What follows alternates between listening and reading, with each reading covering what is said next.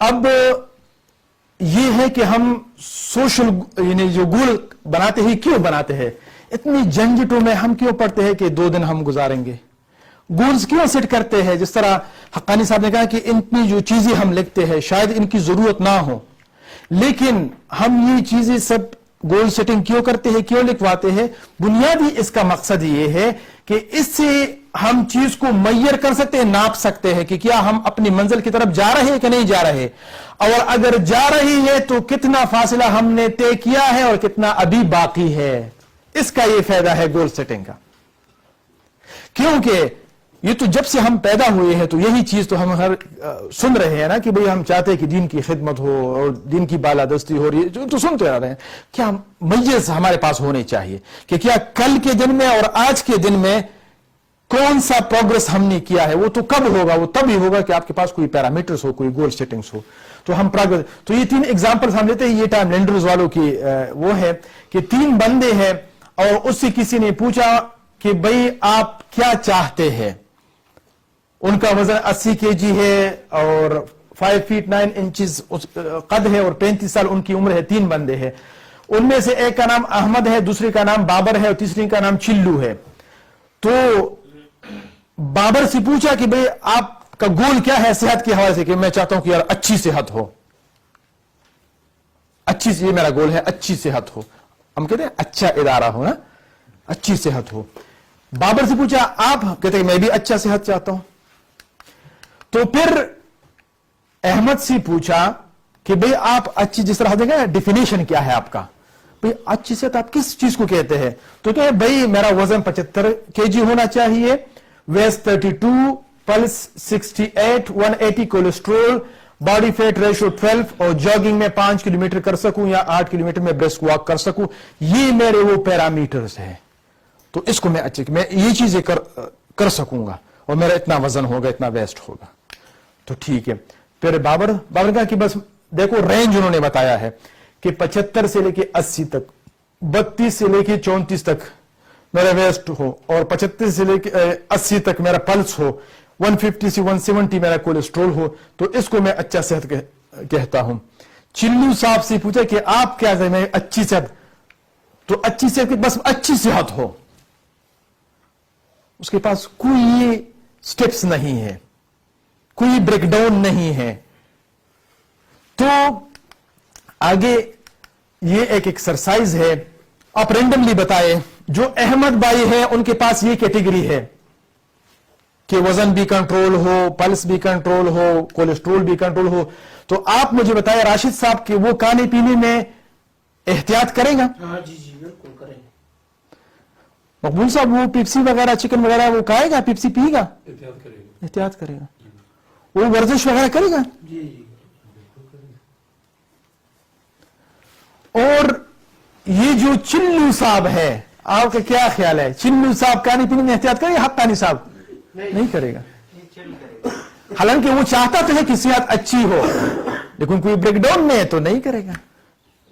یہی ہمارے اداروں کا بھی حال ہے کہ ہم چاہتے کہ ایسا ادارہ بنائیں کہ پوری دنیا میں نمبر 1 ہو، ہم چاہتے ہیں نا ایسا نصاب ہم بنائے کہ ہمارے نصاب سے جو فارغ شدہ لوگ ہیں نا وہ دین و دنیا کی خدمت کر سکے، ہے نا؟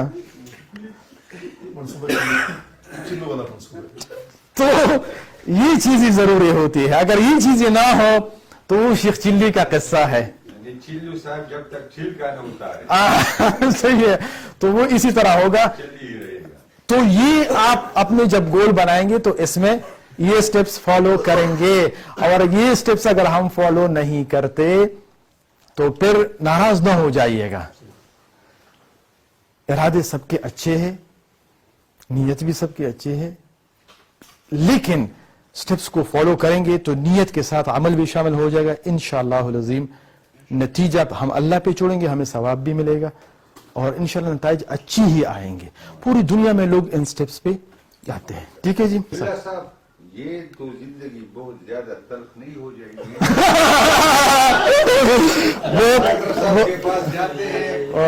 حضرت آپ مجھے یہ بتائیں کہ آپ کے گھر میں جو کوئی بیمار ہو جاتا ہے تو آپ لوگ ان کو فروٹ کھلاتے ہیں؟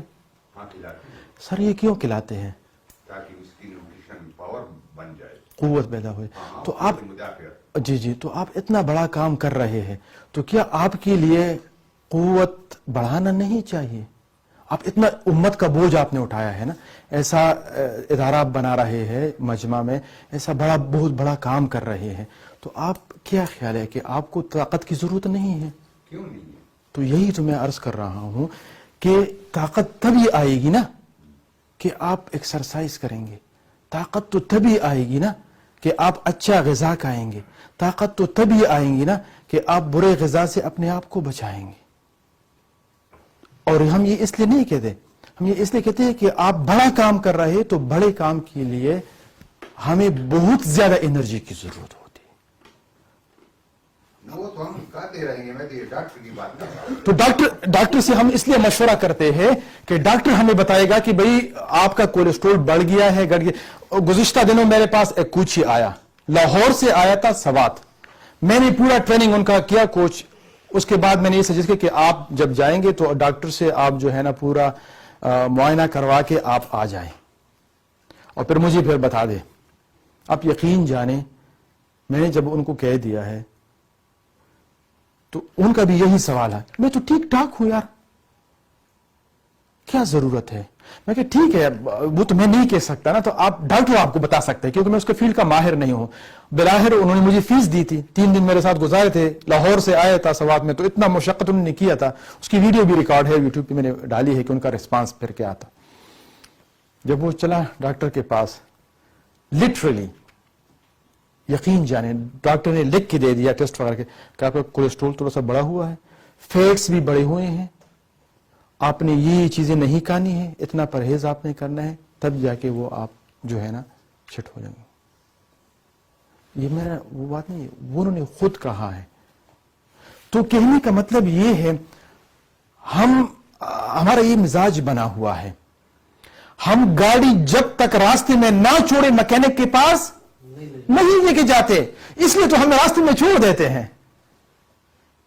ہم جب تک بیمار نہیں ہو جاتے ہم اچھے غذائیں نہیں کھاتے, ہم پرہیز نہیں شروع کرتے جب تک بیڈ پہ نہ پڑ جائے.